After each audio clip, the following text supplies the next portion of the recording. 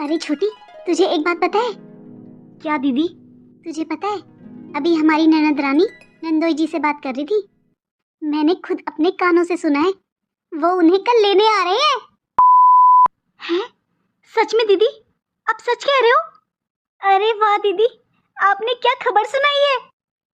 आज लगता है मैं हवाओं में हूँ, आज इतनी खुशी मिली है। बस कर छोटी, इतनी खुश मत हो। तुझे पता है, कभी कभी खुशियों को नजर भी लग जाती है।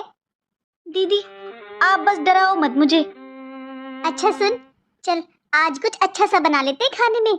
आखिर ननद रानी का आज इस घर में आखिरी दिन है। हाँ हाँ दीदी, आज तो सच में कुछ अच्छा सा बना लेते हैं। कल तो इस आफत से छुटकारा मिलने वाला है। अरे दीदी, इस ननद रानी नाम की आफत ने जो हमारे नाक में दम